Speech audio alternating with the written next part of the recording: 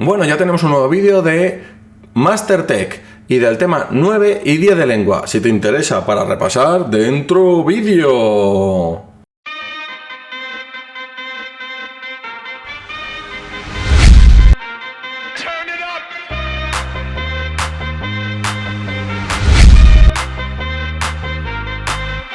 Somebody save your soul, 'cause you've been sinning in the city. I know too many troubles, all these lovers got you losing control. You like a drug to me, a luxury, my sugar and gold. I want the good life every good night, you're a high one to hold. Bueno, recordad que para preparar este examen necesitáis abordarlo en 4 temas, en 4 aspectos, en 4 apartados. El primero es la comprensión lectora. Ya sabéis que va a caer un texto en el cual os vamos a hacer algún tipo de pregunta sobre el texto. En el segundo lugar, os vamos a hacer algún dictado, uno de los 2 del tema. En tercer lugar, lo que vamos a tener es una parte digital donde os vamos a preguntar todos los verbos o muchos de los verbos, ya sean de la primera, de la segunda o de la tercera conjugación, y también me los tenéis que saber decir, ya no solo los verbos en primera persona, que es lo que más hemos trabajado, sino en primera, segunda o tercera persona de singular o primera, segunda o tercera persona de plural.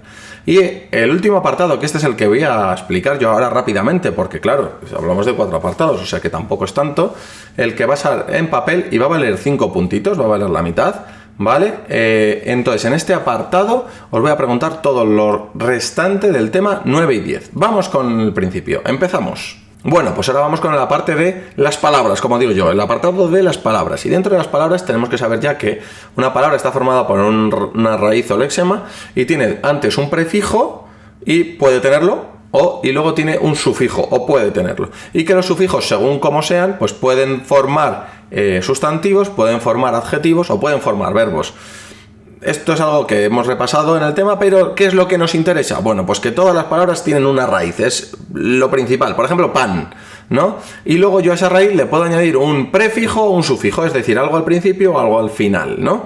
Si yo le añado algo al final, pues le puedo convertir en otras cosas parecidas, ¿no? Como panecillo, panadero, ¿no? Panadería. Todas estas cosas pues son cosas que yo le añado para formar una cosa u otra. Recordad que según como sea el prefijo o el sufijo, pues formaré pues un verbo, un adjetivo o un sustantivo, ¿vale? Venga, vamos con el siguiente. En el apartado de las reglas ortográficas, bueno, tenemos principalmente lo de la Z y la D, ya que en el siguiente tema tenemos los 2 puntos y esto pues no le vamos a dar tanta importancia, ¿no? O sea, es una enumeración de cosas y todo esto, pero es relativamente fácil, lo hemos trabajado en clase. Vamos a centrarnos en la Z y la D, ¿no? Lo que tenemos que saber es cuándo va con Z y cuándo va con D. Y para eso lo que tengo que hacer es ponerlo en plural.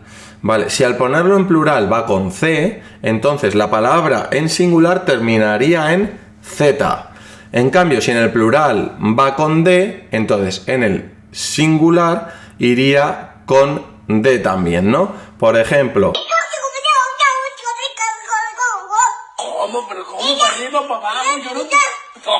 Por ejemplo, regaliz, que iría con Z, ¿por qué? Porque el plural es regalices. Si fuera regalides, que suena fatal, pues entonces iría con D, ¿no? Bueno, os pondré aquí algún ejemplo para que hagáis con el Edpassing. Vamos con el siguiente apartado del tema. Muy bien, ahora vamos con el apartado del verbo. Como sabéis, se va a preguntar en digital, pero eso no quita que tengamos que saber unas cosas del verbo que vamos a tener que escribir o saber demostrar en papel. ¿Y qué es? Pues primero, pues que todos los verbos tienen primera, segunda y tercera persona de singular o primera, segunda y tercera persona de plural. Para saberlo es más fácil si ponemos el pronombre delante. Por ejemplo, sería yo como, tú comes, él come, primera, segunda y tercera persona de singular. Nosotros comemos, vosotros coméis y ellos comen, primera, segunda y tercera persona de plural. Luego también tenemos que saber que el verbo tiene modos. El modo puede expresar una acción, que sería modo indicativo, puede expresar un deseo, que sería el subjuntivo, y puede expresar una orden, que entonces sería el imperativo. ¿Qué más necesitamos saber del verbo? Bueno, igual que antes todas las palabras hemos dicho que tenían un prefijo, sufijo y una raíz o lexema, en el verbo no se llama exactamente así. En el verbo se llamaría que tiene una raíz o lexema, raíz, vamos, pero luego lo otro, la parte que se añade a la derecha ya no se llamaría sufijo, sino que se llamaría desinencia.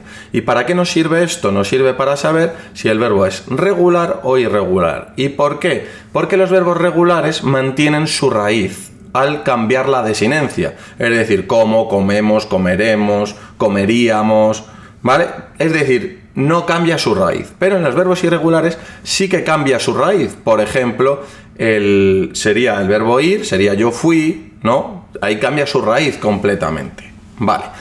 ¿Qué es otro tipo de verbo que también necesitamos saber dentro de las clases de los verbos?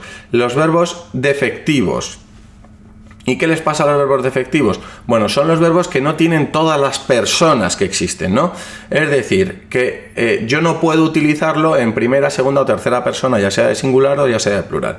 ¿Y cuáles son los verbos defectivos principales? Bueno, pues los que se refieren a sucesos o a fenómenos naturales. Por ejemplo, amanecer. ¿Por qué? Porque yo no amanezco, ¿no? O, por ejemplo, llover. ¿Por qué? Porque yo no lluevo.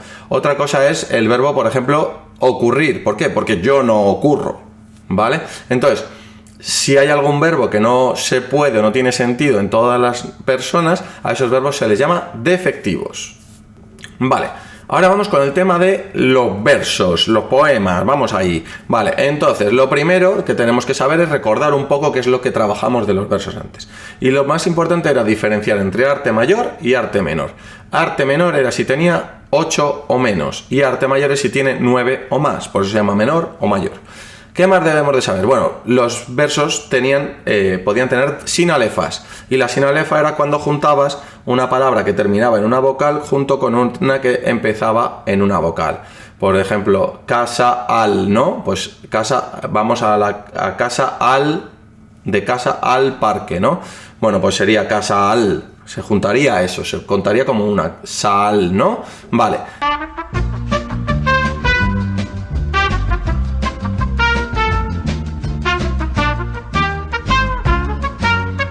Espero haberme explicado bien, que esto no sé si me ha quedado claro. La siguiente parte que necesitamos saber es que una vez que yo he contado todas y las he contado bien, al final le voy a sumar o le voy a restar una. ¿Y cómo voy a sumar o restar una? Si termina en aguda, le voy a sumar una. Y si termina en esdrújula, le voy a restar una. En cambio, si termina en llana, no voy a hacer nada. Ahora vamos a ver cómo son las estrofas. Y para saber cómo son las estrofas, lo que vamos a hacer es ponerles un nombrecito. Si tienen 3 versos cada estrofa, a eso se le llama terceto, ¿vale? Da la casualidad de que los tercetos son de arte mayor y riman la primera y la última. Si en cambio tienen 4, pueden ser cuarteta o redondilla, ¿vale? La redondilla rima A, B, B, A y se escribían en minúsculas porque son de arte menor. En cambio, si fuera cuarteta, sería A, B, A, B. Y se escribirían en minúscula porque son de arte menor también, ¿vale? Bueno, con esto espero que os haya quedado claro el control. Recordaos que en la web tenéis algún Kahoot y algún ejercicio para repasar y espero que se os dé muy bien este control. Y nada, nos vemos en clase. Chao, chao, chao, chao, chao.